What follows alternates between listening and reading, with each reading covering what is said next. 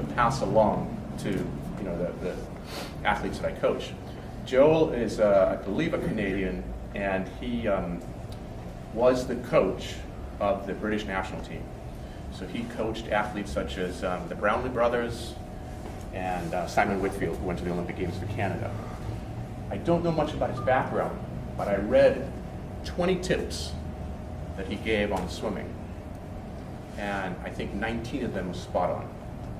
One of them would be debatable, but all the other 19 are great. So if you can find, and I brought it with me, so if we have time, I'll read them out to you. But go look him up. If he publishes anywhere, he's worth following. And by the way, there may be there are many very, very good coaches in the United States. They're just not publishing. Unfortunately, some of the ones that are publishing, you're not getting the best material because, for whatever reason, guys like Joel don't publish much. Sure. Yes. You can follow him on Twitter, by the way. He does post on Twitter. Okay. And Facebook. Okay, good. Perfect. Repeat whatever you hear out there. If it's important, repeat it in your, because I'm not getting them as loud as you. Okay. The second name, I'm just not in any particular order, is Mike Collins. Mike Collins is the only one on the list that I know. Mike Collins worked with me for a number of years. We produced the first video or DVD on open water back in the 90s. And Mike is a coach in Irvine down south, and he's a triathlon coach and a swim coach. Mike has He's on Facebook. And he's on Facebook also, and you can send him a note. He is.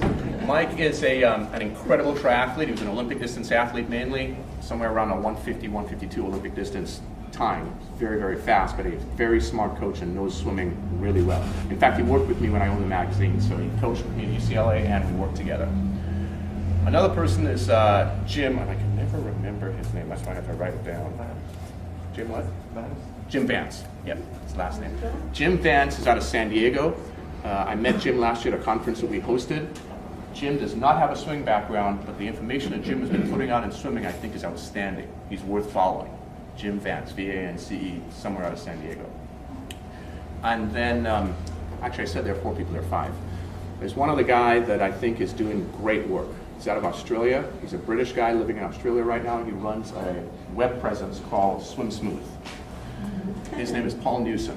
Paul Newsom. He does the video. He Mr. does. Smooth. Mr. Smooth is his video. He does fantastic work. He's doing very, very, very good work in the triathlon space and swimming space. What's the last name? Paul Newsom, N-E-W-S-O-M-E, and swimsmooth.com is the name of his website. Spent a lot of time on it. He does great work.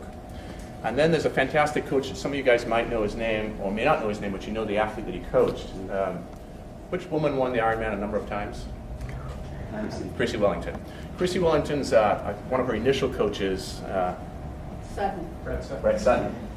Brett Sutton, I'm not sure where he lives, somewhere. Well, he moves around. Switzerland, but they're over in Asia is where they do most of their training. Okay, so they have training camps.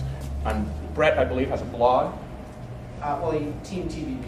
You go to their website, and that's what you'll find. So Team TBB is the name, and Brett publishes some stuff on what they do and how he coaches his athletes. And I think he does very, very good work. His background is he's a former swim coach in Australia. Australia has it's one of the best countries in the world for swimming. And he transitioned from swimming into triathlon. So those are your names. Outside of those names, I'm not aware of any others, and it doesn't mean there are no others. There are many, I'm just perhaps not as aware of them, but I do follow a lot of blogs. Those are definitely 5 names worth following and reading their material. Okay. All right, let's get into really why you're here. How do I swim better? So let's go to number 3, technique.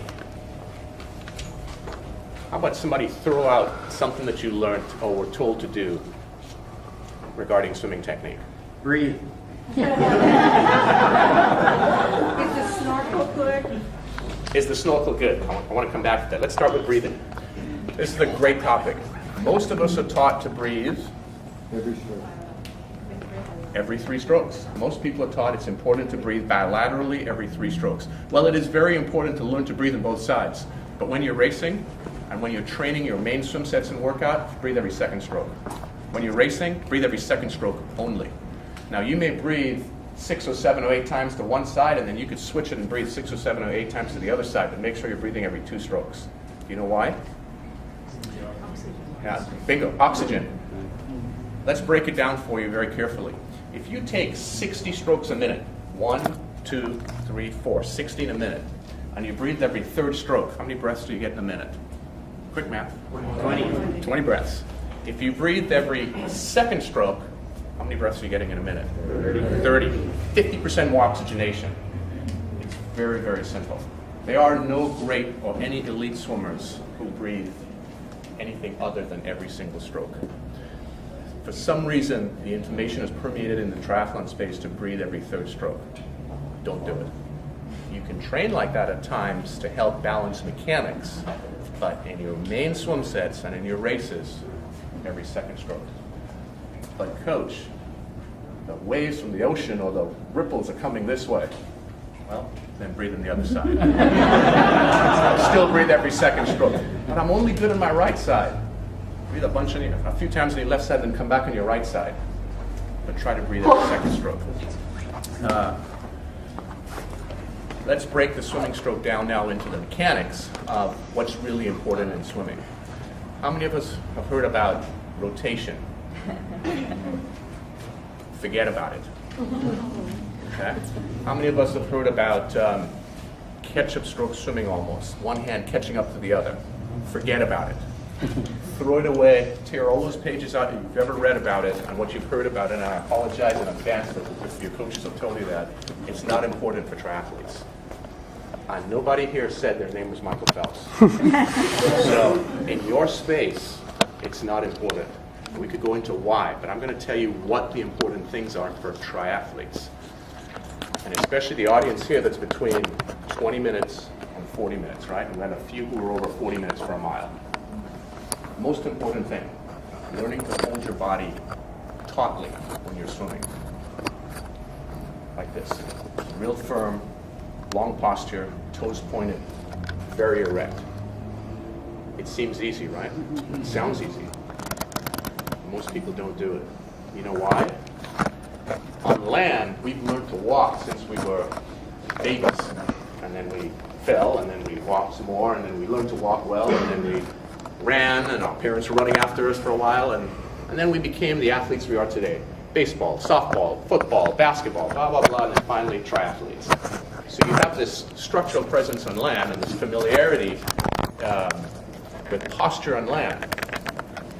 And you're very familiar with your, Holger, I'm going to put you in the spot. How much do you weigh? 150. Holger weighs 150 pounds. He's familiar with his 150-pound frame. When Holger goes into the water to swim, do you know how much Holger weighs? 15 pounds. About 90% of the weight is displaced. So now his 150 pounds is 15 pounds in the water. Did I do the math right? I got it? Okay.